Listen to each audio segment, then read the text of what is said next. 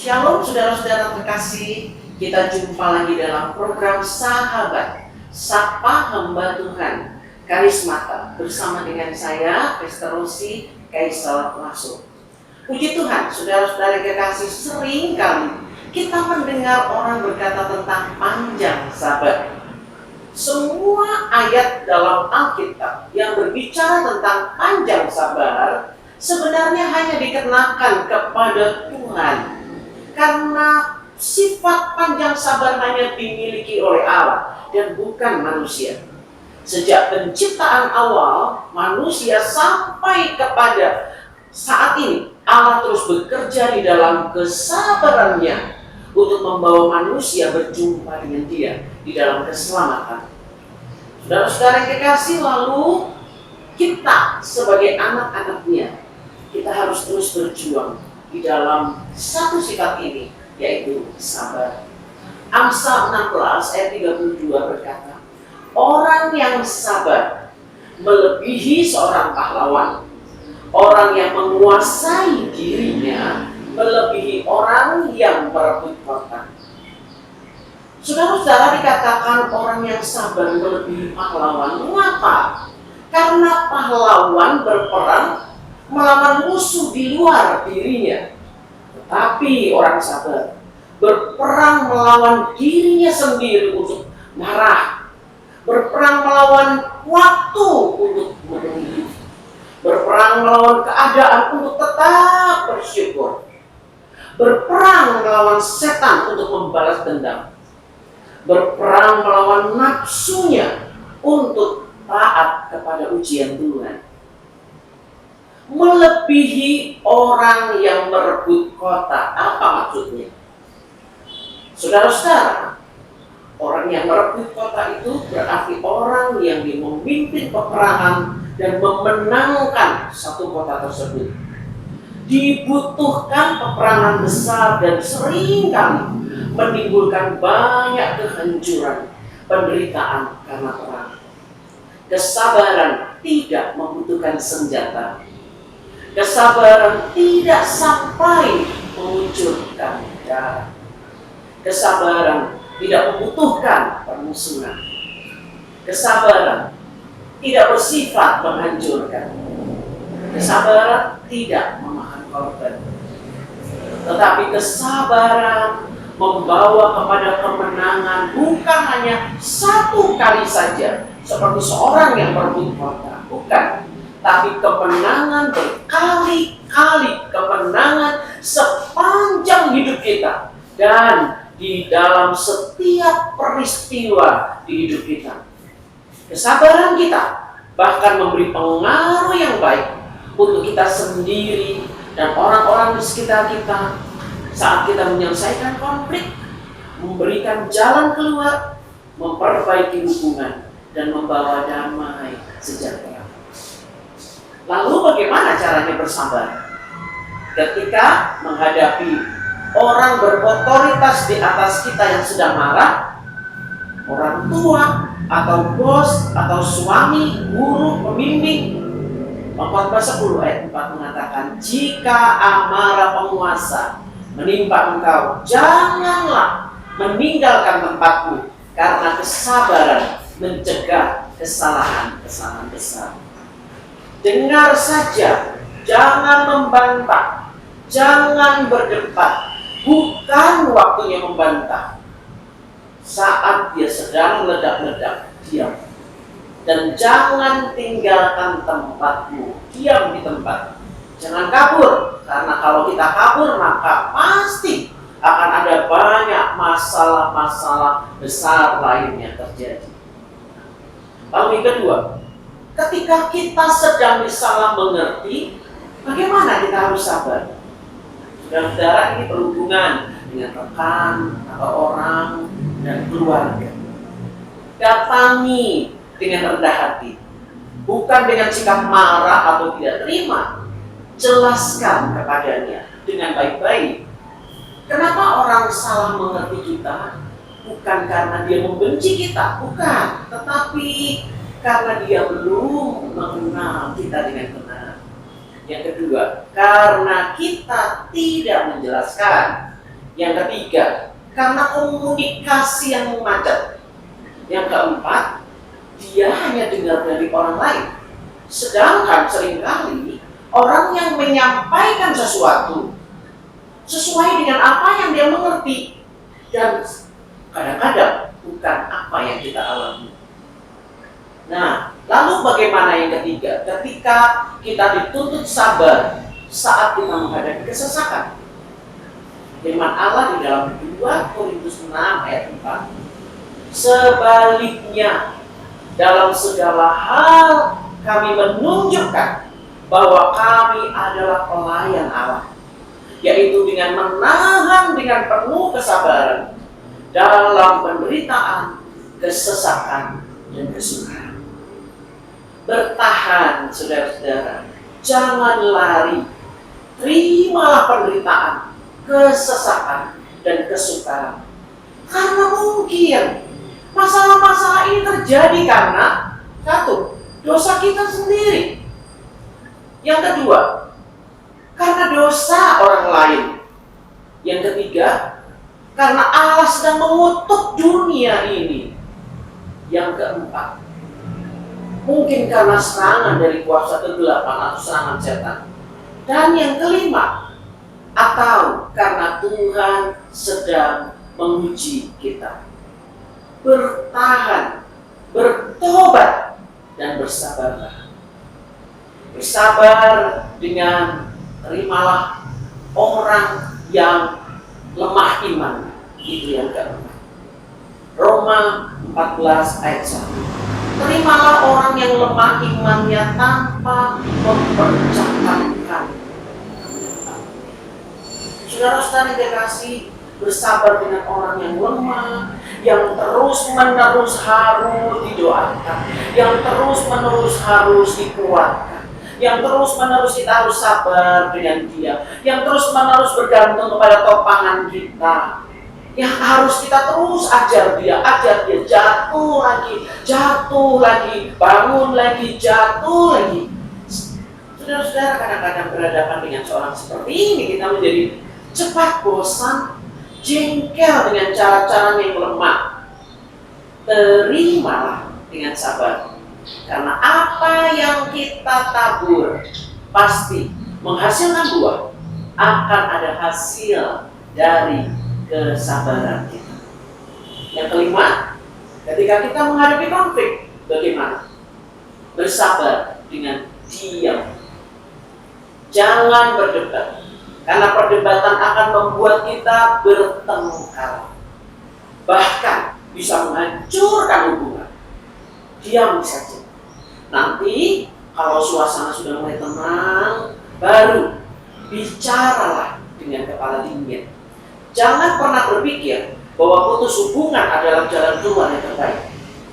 Nanti di surga dan neraka akan ada jurang pemisahnya, dan tidak pernah ada jembatan apapun yang bisa menghubungkan antara surga dan neraka.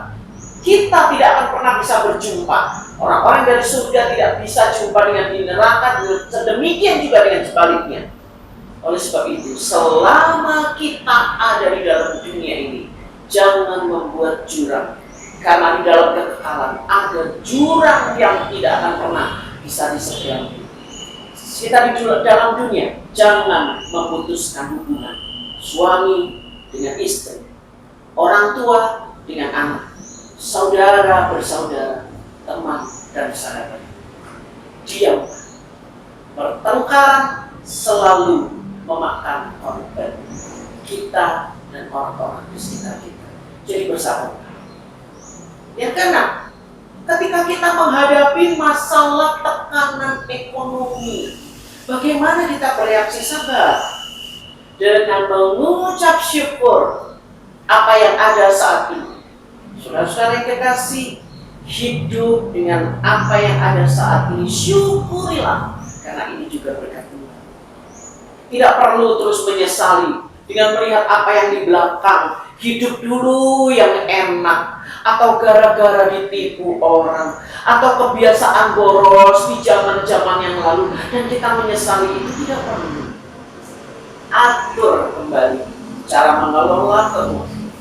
pangkas apa yang tidak perlu, jangan hidup boros.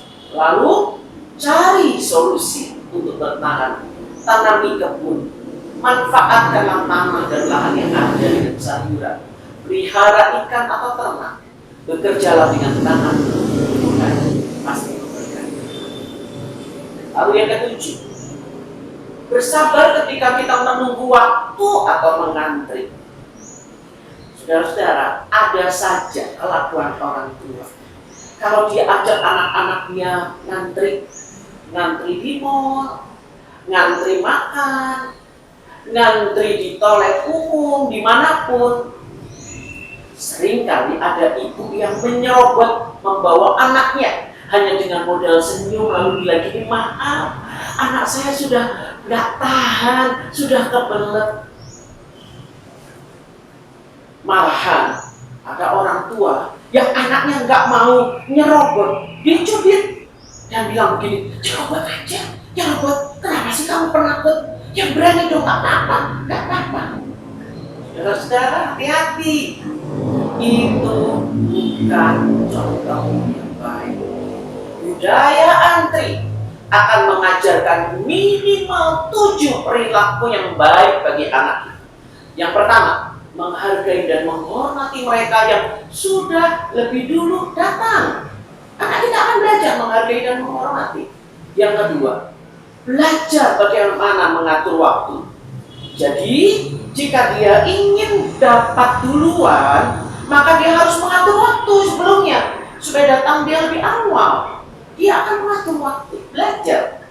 Yang ketiga, dia akan belajar disiplin, menghargai hak orang lain yang sudah ada di depannya. Yang keempat, dia bisa belajar kreatif, mengisi waktu ketika menunggu. Mungkin dengan membaca buku, mengerjakan PR, main games, atau yang kelima, dia membangun bersosialisasi hubungan dengan orang lain, sehingga dia bisa berkenalan dengan orang yang juga ngantri, yang sedang menunggu giliran. Yang keenam, anak kita bisa belajar tentang hukum sebab akibat. Anaknya akan belajar, jika saya ingin cepat, maka saya harus mempersiapkan diri. Jika saya tidak mempersiapkan diri, saya akan mendapat tempat yang terlambat. Hukum sebab akibat. Jadi ketujuh, anak kita belajar sabar. Anak berlatih untuk sabar, tidak komentar tentang orang yang di depan, tidak mengumpat-ngumpat, tidak menyalah-nyalahkan, dan dia tetap menunggu dengan sabar. Demikian juga dengan menunggu waktu Tuhan.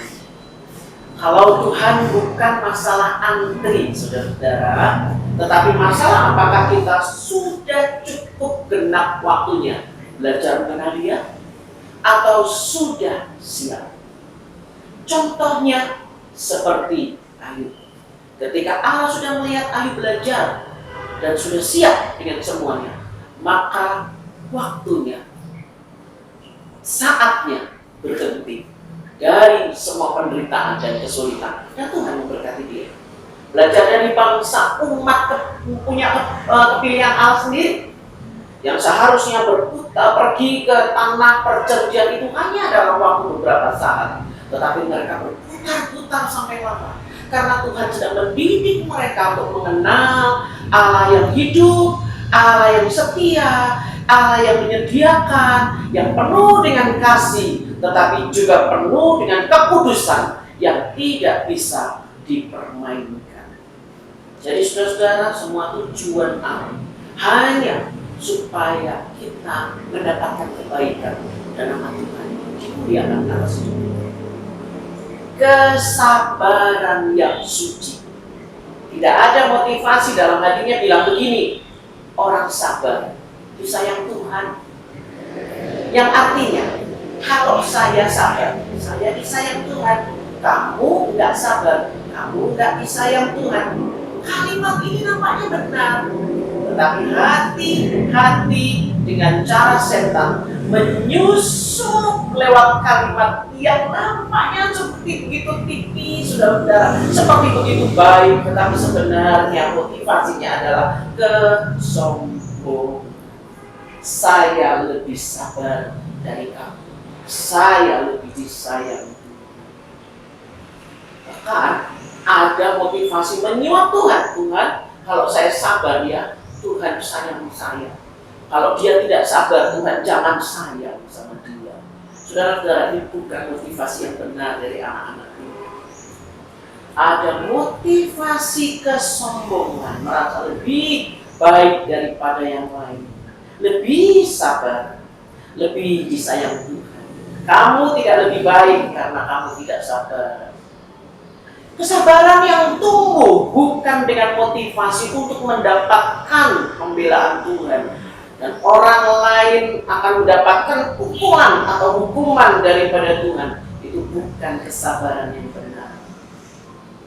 Saudara-saudara, kesabaran yang suci yang dikerjakan oleh Roh Kudus dalam hati kita hanya ada dalam ketaatan kepada Allah, penyerahan diri dan percaya kepada kendali Tuhan di atas segala perkara. Allah turut bekerja, Tuhan ada, Tuhan hadir, Tuhan menyertai kita, dan saya berserah kepadanya. Saya percaya, itu saja. Kesabaran yang demikian beda dengan kesabaran yang dimaksud oleh kebanyakan orang. Orang yang bilang begini, sabar. Kesabaran saya ada batasnya ya. Saudara-saudara, di dalam Tuhan kita yang besar, segala sesuatu bisa menjadi besar dan mulia. Dan kesabaran yang dikerjakan oleh Roh Kudus itu bertumbuh. Makin hari kesabaran itu semakin kuat dan semakin mulia. Kesabaran dari Tuhan tidak pernah ada batasnya. Orang yang menyerahkan dirinya dipimpin oleh Roh Kudus menyadari sungguh bahwa dia sudah mulai belajar melewati masa-masa yang berat, dan dia mulai belajar sabar. Dia semakin kuat. Karakter barunya yang didapat dari hubungannya dengan Tuhan dan tuntunan Roh Kudus, yaitu kesabaran, semakin hari makin kuat, makin hari makin besar, makin berpengharapan bahwa ada kemenangan pada akhirnya. Paling tidak, kemenangan melawan diri sendiri, yang ingin balas dendam, yang ingin kabur, yang ingin meledak. Kemenangan atas diri sendiri. Saudara-saudara, ini rahasia kesabaran adalah melakukan sesuatu dalam ketidakpastian, namun penuh pengharapan dalam Tuhan, bahwa Tuhan yang hidup itu ada dan menyertai saya. Jadi, sudahkah Anda sabar?